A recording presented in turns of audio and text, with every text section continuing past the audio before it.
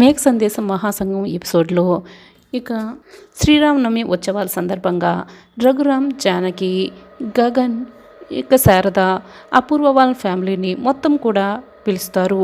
అపూర్వ, మీరా, KP, మీరా అందరూ కూడా ఇక శ్రీరామనవమి ఉత్సవాలకి రఘురామ్ వాళ్ళు ఏర్పాటు చేసిన గుడి దగ్గరికి వస్తారు. అప్పుడే గగన్, శారద, పూర్ణి కూడా కారులో నుంచి దిగుతూ ఉంటారు. గగన్ వాళ్ళని చూసిన అపూర్వ అయితే కోపంగా చూస్తూ ఉంటుంది.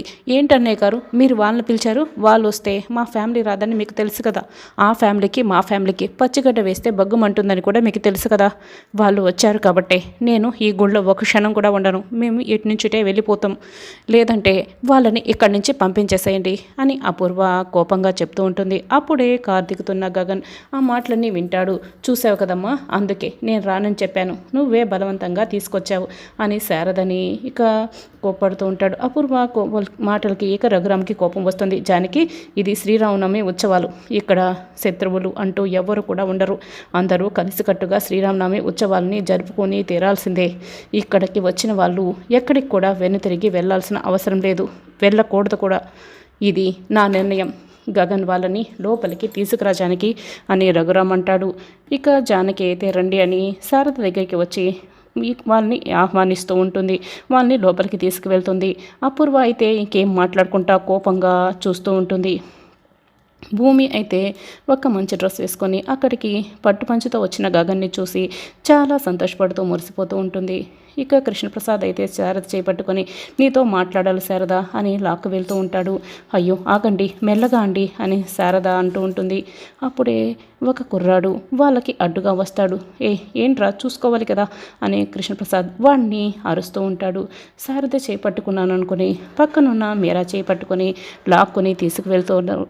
శారద, మనం ఈ శ్రీరామనవమి ఉత్సవాల్లో భూమి గగన్లా పెళ్లి చేసేద్దామని అనుకున్నాం కదా, అందుకు ఏం చేయాలో ప్లాన్ చేసుకోవాలి కదా, మొత్తం నా దగ్గర ఒక ప్లాన్ ఉంది అని కృష్ణప్రసాద్ చెప్తూ ఉంటే మీరా అది విని షాక్ అయి వింటూ ఉంటుంది. ఇక అపూర్వకు కూడా ఈ విషయం తెలుస్తుంది. వాళ్ళ పెళ్ళి ఎలా జరుగుతుందో నేను చూస్తాను అని వెంటనే రఘురామ్ దగ్గరికి వెళ్తుంది. అన్నయ్య, బలవంతంగా తాళి కడితే మీరు చూస్తూ ఊరుకుంటారా అని అపూర్వ అడుగుతుంది.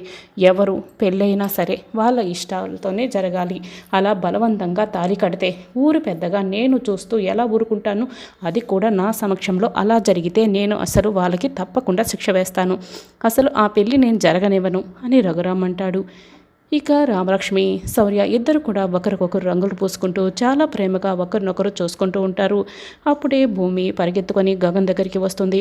గగన్ చంపకి రంగు రాస్తుంది. ఇక గగన్ అయితే కోపంగా భూమి ఆగు అని పరుగులు పెడుతున్న భూమి వెంట పడుతూ ఉంటాడు. భూమి అయితే గగన్కి దొరికిపోతుంది. గగన్ అయితే కోపంగా చూస్తూ తన చంపకున్న రంగును తీసి భూమి చంపకి రాసేస్తాడు. ఇక భూమి అయితే చాలా సంతోషపడుతూ చూస్తూ ఉంటుంది. అప్పుడే ఇక పంతులు గారు దేవుడి మెడలో ఉన్న పూలమాలని ఇప్పుడు ఈ పూలమాల విసిరేస్తాను, ఎవరి మెడలో పడితే వాళ్ళు అదృష్టవంతులు అని పూలమాల విసిరేస్తాడు. అది భూమి గగన్ల ఇద్దరికి కలిపి వాళ్ళ మెడలో పడుతుంది. అలా పూలమాల, అందులోనూ స్వామివారి పూలమాల వాళ్ళిద్దరి మెడలో పడడంతో ఇక శారద అయితే అది చూసి చాలా సంతోషపడుతూ ఉంటుంది. ఇక పూర్ణి కూడా సంతోషపడుతూ చూస్తూ ఉంటుంది. గగన్ భూమి అయితే ఇద్దరు ఒకరినొకరు షాకే చూస్తూ ఉంటారు.